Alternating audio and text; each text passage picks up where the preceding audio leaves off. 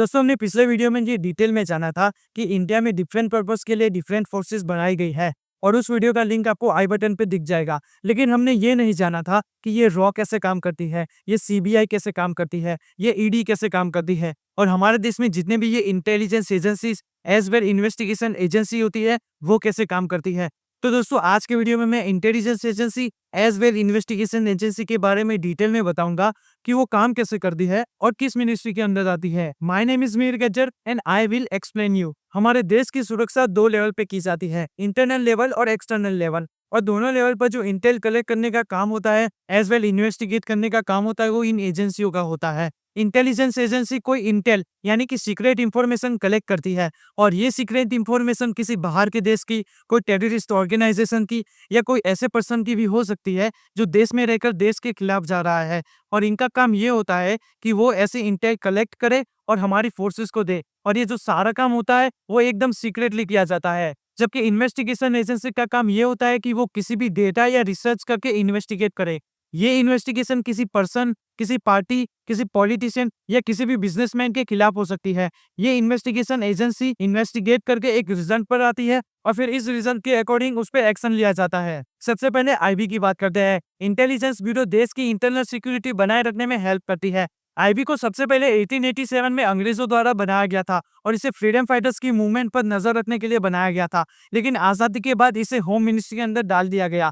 IB का काम ये होता है कि वो देश के अंदर किसी पर्सन, कोई टेररिस्ट ऑर्गेनाइजेशन या कोई भी ऐसा पर्सन है जिससे देश को खतरा हो सकता है तो उस पर ये नजर रखती है। आईबी के अंदर 20 to 25 के ऑफिसर्स काम करते हैं और इनके जो डायरेक्टर होते हैं वो एक आईपीएस ऑफिसर होते हैं। रॉ यानी कि research and analysis wing. Raw के बारे में तो आपने कहीं ना कहीं न्यूज में देखा ही होगा और मूवीज में भी रॉ के ऑपरेशन के बारे में देखा ही होगा। रॉ इंडिया की फॉरेन इंटेलिजेंस एजेंसी है जो डायरेक्ट प्राइम मिनिस्टर के अंदर आती है। रॉ इंडिया के बाहर किसी भी देश की या किसी भी टेररिस्ट ऑर्गेनाइजेशन की जानकारी निकालती है और कोई भी एंटी इंडिया एक्टिविटी की इंफॉर्मेशन निकालती है और उसे रोकने में मदद करती है। रॉ के एजेंट्स देश के बाहर रहकर भी काम करते हैं और ये काफी एडवांस, वेल ट्रेंड और अननोन पर्सन होते हैं। आप न्यूज में रिसेंटली देखते हो कि पाकिस्तान का कोई टेररिस्ट अननोन पर्सन मार के चला जाता है तो ये शायद रॉ के एजेंसी होते हैं।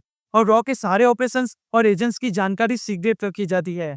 सीबीआई यानी कि क्राइम इन्वेस्टिगेशन ब्यूरो, इसको सबसे पहले अंग्रेजों द्वारा 1941 में बनाया गया था, जो वर्ल्ड वॉर 2 के जो करप्शन केसेस है उसे देखने के लिए बनाया गया था। लेकिन आजादी के बाद इसे होम मिनिस्ट्री में डाला गया और इसका नाम पहली बार सीबीआई रखा गया। लेकिन बाद में इसको मिनिस्ट्री ऑफ पब्लिक डिफेंस में डाल दिया गया जो प्राइम मिनिस्टर के अंदर आती है। सीबीआई के 3 डिवीजन है, economic affairs division, anti corruption division और special crime division.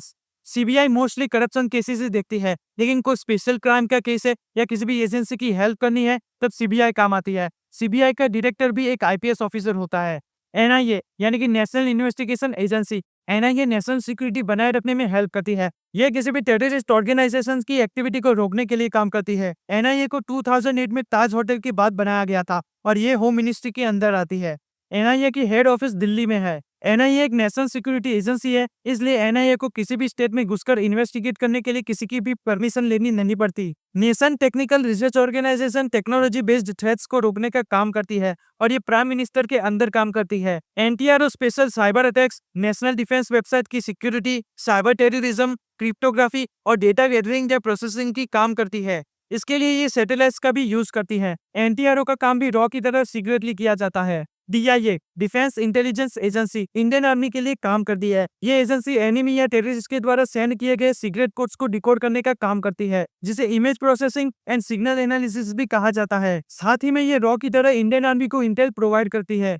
Directorate of enforcement agency India की लॉ एनफोर्समेंट और इकोनॉमिक एजेंसी है जो मिनिस्ट्री ऑफ फाइनेंस के अंदर आती है। ईडी देश में हुए किसी भी बड़े घपले की इन्वेस्टिगेशन करती है। ईडी के पास इतनी ताकत होती है कि वो किसी भी पर्सन से घपले की 3x पेनल्टी या उसकी प्रॉपर्टी भी जब्त कर सकती है। ईडी किसी भी पॉलिटिशियन या किसी भी पर्सन के अगेंस्ट काम कर सकती है। रिसेंटली गांधी फैमिली के द्वारा किया गया नेशनल हेराल्ड केस भी ईडी ही संभाल रही है। साथ ही में दिल्ली में जो आम आदमी पार्टी के द्वारा अल्कोहल लाइसेंस का जो घोटाला था वो भी संभाल रही है। DRI directorate of revenue intelligence anti smuggling और मनी लॉन्ड्रिंग को रोकने के लिए काम करती है। देश में होने वाले किसी भी प्रकार की मेडिसिन, ड्रग्स या किसी भी चीज की स्मगलिंग को रोकने के लिए डीआरआई हेल्प करती है। DRI central boards of indirect tax and customs के अंदर काम करती है। नेक्स्ट है नार्कोटिक्स कंट्रोल ब्यूरो। एनसीबी देश में किसी भी प्रकार की ड्रग स्मगलिंग या ड्रग बिजनेस को रोकने में हेल्प करती है। एनसीबी होम मिनिस्ट्री के अंदर आती है और इसका डायरेक्टर भी एक आईपीएस ऑफिसर होता है। इसके अलावा भी ऐसी कई सारी इंटेलिजेंस और इन्वेस्टिगेशन एजेंसीज होती है जो देश को internal as well external level पर प्रोटेक्ट करती है और देश में लॉ एंड ऑर्डर को मेंटेन रखती है। आई होप आपको मेरा ये वीडियो पसंद आया होगा। इस वीडियो को आप फ्रेंड्स और रिलेटिव्स के साथ शेयर कीजिएगा ताकि उनको भी इस एजेंसी के बारे में इंफॉर्मेशन मिले।